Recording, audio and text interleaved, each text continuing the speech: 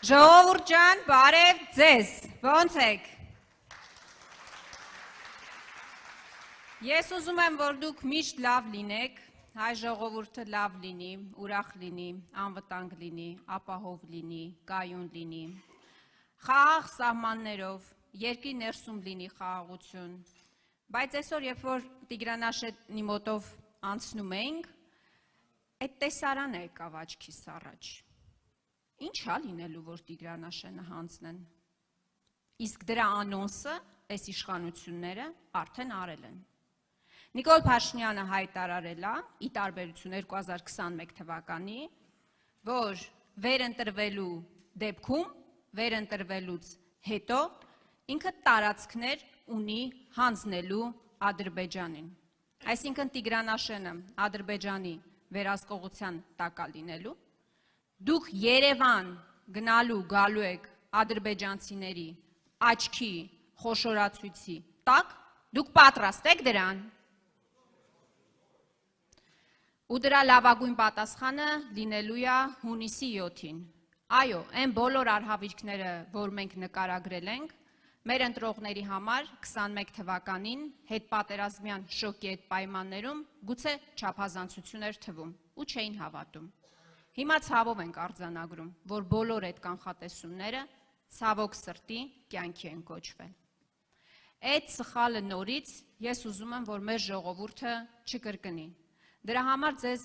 անընդհատ շարունակաբար այն հիմնական առանցքային վտանգներն ենք փորձում ներկայացնել այս հանդիպումների ժամանակ, որոնք որ սպասվում է մեր ժողովրդին, որը որ սպասվում է մեր ժողովրդին այս իշխանությունների երրորդ անգամ անընդմեջ ընտրվելու դեպքում։ Մի քանի ծրագրային կետերից եմ ուզում մեր խոսել, քանի որ այս հիմնական թեմաները խոսելու ընթացքում մի տեսակ ստվերվում են դրանք։ Տեսեք, այս իշխանությունները ինչ են տարիներ շարունակ փորձում ժողովրդին համոզել, ցույց տալ, 2018 թվականի իրենց իբր սիրո թավշյա հեղափոխությունը երբ որ սկսեց,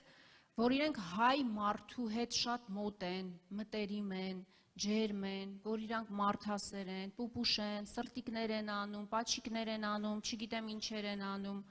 դուք հավատում եք դրանց անկեղծությանը։ Ես մի օրինակ եմ ուզում բերել։ Դուք գիտեք, որ վերջին անգամ Հայաստանի Հանրապետությունում համաներում կիրառվել է 2018 թվականին։ Մարդասիրության լավագույն դրսևորումը դա համաներումն է, որը որ պետությունը իրականացնում է։ Հիմա ինչի համաներում չեն անում, եթե իսկապես սիրում են ժողովրդին։ Դուք գիտեք այսօր քրեակատարողական հիմնարկներում ինչ է կատարվում։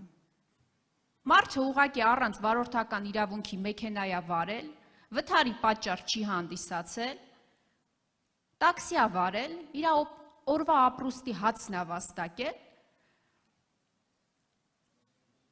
բայց չի ունեցել, զրկված է եղել վարորդական իրավունքից։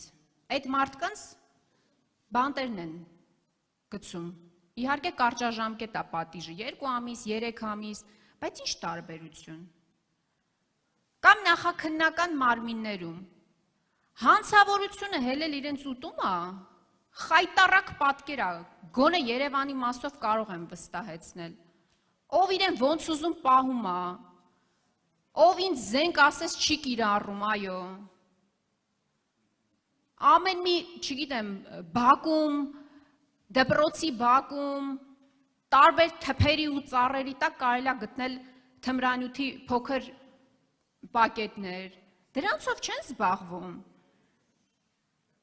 Այդ գործերով չեն զբաղվում, բայց նախաքննական մարմինները այս գործերով ծանրաբեռնվում են, չեք ուզում բեռնաթափեք։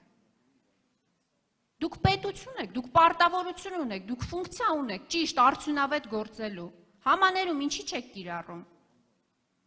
Մեր ծրագրային դրույթներից է հստակ, որ պետք է կիրառվի քրեական և վարչական համաներում։ Սա կթեթևացնի քրեակատարողական հիմնարկների վիճակը, սա կթեթևացնի նախաքննական մարմինների վիճակը, պրոբացիայի գործունեությունը կթեթևացնի։ Ու առհասարակ սա լավագույն մարդասիրության դրսևորումն է, որը որ պետությունը պարտավոր է կիրառել իր քաղաքացու նկատմամբ։ Հաջորդը իշխանը խոսեց գյուղատնտեսության մասին, ես մի քիչ ավելի լայն եմ ուզում անդրադառնալ հարցին, երեք ուրեմն մի տեսանյութ էի նայում և մի այսպիսի քարոզչական նյութ են պատրաստել, տեսանյութը հետևյալի մասին, պարոն նախագահ, որ ընդդիմադիրները, քաղաքական հիմնական լիդերները, այդ թվում դուք պարոն նախագահ, կաշառել են ռուսներին, որ մեր գյուղացիների մթերքը թույլ չտան մուտք գործի Ռուսաստանի Դաշնություն։ Պատկերացնում եք։ Ընդդիմադիրները կաշառել են ռուսներին, որ մեր ֆուրերը չմտնեն Ռուսաստանի Դաշնություն։ Ես ուղղակի ուզում եմ հասկանալ, ում եք հիմարի տեղ դրել, դուք իսկապես կարծում եք, որ մեր ժողովուրդը այդքան նայվ է, որ այդ ապուշություններին հավատա։ Լավ, պատկերացնենք իրավիճակ, որ ընդդիմադիրները կաշառել են Ռուսաստանին, որ մեր գյուղացու բերքը մնա փչանա Հայաստանում ու ինչ-որ տրամադրություններ այսպես գեներացվեն հակաիշխանական։ Բա որ ընդդիմություն այդքան բան է կարում անել, բա դուք մեխի գլուխ եք։ Եթե ընդդիմությունը կարողանում է այդքան բան անի, բա դուք ով եք, դուք ով եք առհասարակ, իշխանություն եք, թե իշխանություն չեք, կամ են օրը հայտարարում ասում է, ես ԵԱՏՄ-ում եղանակ ստեղծող երկրի ղեկավար եմ, լուրջ, այդ ինչ եղանակ է ստեղծել, այնց եղանակ է ստեղծել, որ այսօր Մեյմանդարի շուկայում հայտնի, ֆուրերը կանգնած, մարդիկ ջրի գնով իրենց մթերքը իրացնում են, որովհետև Հայաստանից, իդեպ Հայաստանից թույլ չեն տվել, որ մեքենաները գնան, որովհետև ասել են այնտեղից հետ են ուղարկելու։ Բա այդ ինչ եղանակ է ստեղծել։ Դու միակ եղանակը, որ կարող է ստեղծել, այդ կարկուտն ու հեղեղն է, աշխարհաքաղաքական կարկուտը ու հեղեղը,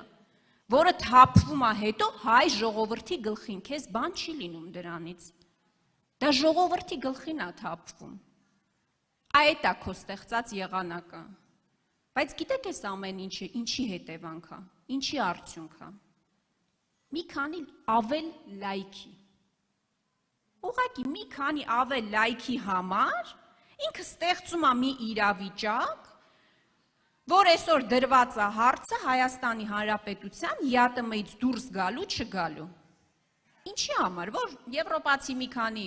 պաշտոնյայի հետ գրկախառնված, պաչիկներով, չգիտեմ, ժպիտներով եւ այլն, սրտիկներով նկարներ ունենա, մի քանի ավել լայք հավաքի։ Այսինքն գինը վճարում է ժողովուրդը, գյուղացին է վճարում, ինքը արդյունքում ստանում է լայքեր, ինքը լայքերի դիմաց պատրաստ է ծախել մի ամբողջ ժողովրդի, լայքերի դիմաց, պատկերացնում եք, ընդամենը, իդեպ այսօր ճանապարհին նաև տեսա, որ Ռուսաստանի Դաշնության նախագահի մամուլի խոսնակը հայտարարել է, որ եթե Հայաստանը դուրս գա ԵԱՏՄ-ից, գազի գինը Հայաստանի համար նույնը այլևս չի լինելու։ Բայց սա մեզ ինչ է առաջարկում։ Ասում է դուք բոլորդ սպասեք, ես մի հատ կողմնորոշվեմ, ես ԵԱՏՄ եմ ուզում, հետո կստացվի Եվրամիությանը կանդամակցենք, չենք կանդամակցի, մենք մի հատ որոշումը կկայացնենք, էլի, բայց դուք դա սպասեք, էլի։ Այդ սպասելու գինը ով է վճարելու։ Հայ ժողովուրդը, մենք ենք վճարելու, ժողովուրդ ջան, մենք, ուրիշ ոչ մեկ։ Ինքը դրա գինը չի վճարելու։ Ինքը պատասխանատվություն չի կրելու դրա համար։ Ես այս ամեն ինչը նկարագրում եմ ոչ թե այսպես գուժելու համար, ձեր տրամադրությունը գցելու համար, ես նկարագրում եմ, մենք նկարագրում ենք այն պատկերը, որը որ լինելու է, եթե այս չարիքը երրորդ անգամ անընդմեջ նորից վերընտրվի։ Բայց ես նաև վստահ եմ մեր ժողովրդի լայնախոհության վրա, իմաստնության վրա, խոհեմության վրա եւ ես գիտեմ, որ մեր ժողովուրդը